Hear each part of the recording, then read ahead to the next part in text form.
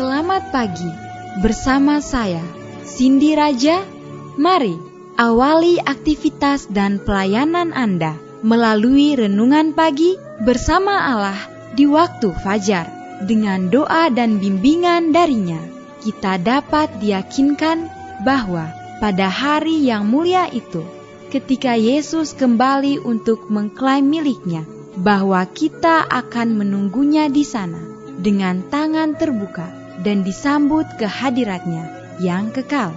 Ditulis oleh Ellen G. White bersama Pendeta Denny Kanajo. Selamat mendengarkan. Salam, selamat pagi para pendengar yang diberkati oleh Tuhan dimanapun Anda berada saat ini. Kita akan sama-sama mendengarkan firman Tuhan melalui audio renungan pagi pada tanggal 30 Maret 2022 dengan judul Allah menggenapi janjinya jika kita mau bekerja sama. Sebelum kita melanjutkan bacaan renungan kita pada pagi hari ini, kembali saya mengajak semua para pendengar yang setia untuk berdoa bersama-sama. Terima kasih Tuhan Yesus, kami patut bersyukur berterima kasih karena kebaikan rahmat Allah begitu besar bagi hidup kami, sehingga di pagi hari ini kami dibangunkan dengan tubuh sehat dan segar, kami diberikan kekuatan, kesehatan, kami dicurahkan berkat dan juga napas kehidupan untuk menikmati akan pekerjaan pelayanan sepanjang hari ini. Namun sebelum kami melakukan segala sesuatu, kami akan mendengarkan firman Tuhan dan kami membutuhkan kuasa Roh Kudus-Mu. Dicurahkanlah kepada masing-masing kami untuk kami mengerti dan kami mempraktekkannya di dalam kehidupan kami. Terima kasih Tuhan Yesus, ampuni kami Bapa, karena kami sudah berdoa hanya di dalam nama Tuhan dan Juru Selamat kami. Amin.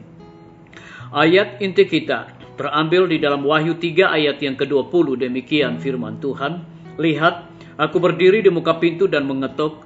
Jikalau ada orang yang mendengar suaraku dan membukakan pintu, aku akan masuk mendapatkannya, dan aku makan bersama-sama dengan dia, dan ia bersama-sama dengan aku. Mari kita ikuti penjelasannya. Saya melihat banyak yang menumpuk kotoran di pintu hati mereka, sehingga mereka tidak dapat membuka pintu. Beberapa memiliki masalah yang tidak dapat diselesaikan dengan saudara mereka. Yang lain memiliki temperamen yang jahat, iri, dan dengki. Semua ini harus dilenyapkan agar pintu dapat dibuka. Yang lain telah menaruh dunia di depan pintu rumah mereka. Inilah yang menghalangi pintu hati mereka. Semua kotoran ini harus diangkat, sehingga mereka dapat membuka pintu dan mengundang Juru Selamat agar masuk dalam hati mereka. Oh, betapa berharganya janji ini. Seperti yang diperlihatkan dalam khayal. Aku akan masuk dan makan bersamanya, dan dia bersama dengan aku.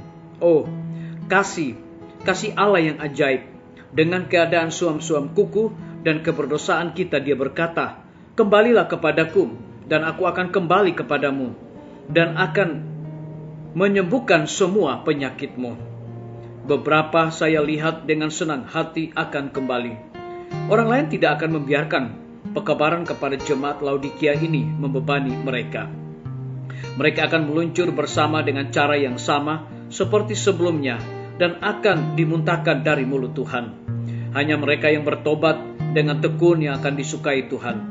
Yesus mati untuk membuat jalan keluar bagi kita, agar kita bisa mengatasi setiap temperamen yang jahat, setiap dosa, setiap godaan, dan akhirnya duduk bersamanya.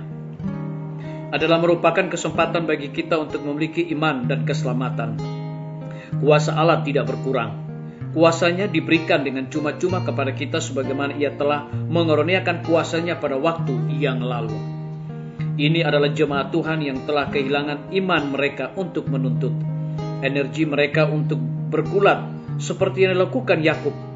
Menangis, aku tidak akan membiarkan engkau pergi kecuali engkau memberkati aku. Iman yang bertahan meskipun telah sekarat. Iman itu harus dihidupkan kembali di hati umat Tuhan. Disalin dari buku Testimonies jilid 1 halaman 143 dan 144. Biarlah bacaan renungan kita pada saat ini akan menjadi berkat bagi kita semua. Mari kita tunduk kepala dan berdoa. Bapa di sorga, terima kasih karena firman-Mu di pagi hari ini memberikan kekuatan, berkat, dan semangat bagi masing-masing kami untuk tetap percaya kepada Tuhan dan melakukan segala tugas pelayanan pekerjaan kami sepanjang hari ini. Dan lebih daripada itu, memberikan penekanan khusus kepada kami adalah merupakan kesempatan bagi kita untuk memiliki iman dan keselamatan. Kuasa Allah tidak berkurang, kuasanya diberikan dengan cuma-cuma kepada kita, sebagaimana Ia telah mengaruniakan kuasanya pada waktu yang lalu. Inilah adalah jemaat Tuhan yang telah kehilangan iman mereka untuk menuntut energi mereka untuk bergulat seperti yang dilakukan Yakub. Menangis, aku tidak akan membiarkan engkau pergi kecuali engkau memberkati aku. Terpujilah nama Tuhan.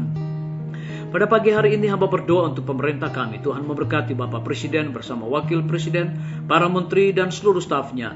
Bapak Gubernur bersama dengan wakil, Bapak Wali Kota bersama wakil, Bapak Bupati bersama wakil, camat dan seluruh stafnya, kepala desa, lurah, RT, RW, dimanapun mereka berada saat ini. Kiranya Tuhan lindungi dan pelihara mereka.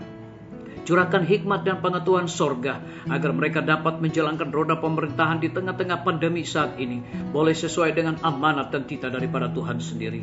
Kami juga menyerahkan para tim medis, Tuhan berkati dokter, perawat, bidan, dan semua para pekerja kesehatan yang ada di setiap rumah sakit bahkan puskesmas yang ada di Indonesia. Curahkanlah roh dedikasi di dalam pelayanan kepada orang-orang yang membutuhkan pelayanan mereka di tengah-tengah pandemi COVID-19. Kami menyerahkan pimpinan-pimpinan organisasi gereja Tuhan, dari tingkat yang tertinggi sampai kepada gembala jemaat dimanapun mereka berada. Saat ini Tuhan, mereka membutuhkan kuasa Roh Kudus untuk pelayanan mereka. Kami juga berdoa Tuhan untuk guru-guru, kepala sekolah dan siswa yang ada di setiap lembaga pendidikan. Kiranya Tuhan curahkan hikmat pengetahuan sorga untuk mereka sabar dan setia mendidik anak-anak, bukan sekedar memperoleh pengetahuan dunia, tetapi mereka memiliki karakter Yesus Kristus. Kami menyerahkan TNI, Polri, PNS, wira swasta, petani, pedagang, nelayan, ojek online, dan saudara-saudara kami yang ada di dalam penjara. Kiranya Tuhan lindungi, pelihara mereka, cukupkan kebutuhan mereka, dan berikan sukacita bagi mereka untuk melaksanakan segala tugas dan tanggung jawab mereka. Kami berdoa untuk para pendengar yang setia yang berulang tahun saat ini. Biarlah dengan bertambahnya usia yang Tuhan percayakan di dalam hidup mereka, mereka juga selalu bersyukur dan melayani Tuhan senantiasa. Yang berada di dalam kebimbangan dan ketidakpastian hidup, kiranya Tuhan berikan iman yang teguh untuk mereka terus berharap, bersandar hanya kepada Tuhan Yesus. Terima kasih Tuhan, ampuni kami Bapa, karena kami sudah berdoa hanya di dalam nama Tuhan dan Juru Selamat kami. Amin. Sampai jumpa. Tuhan Yesus memberkati kita semua.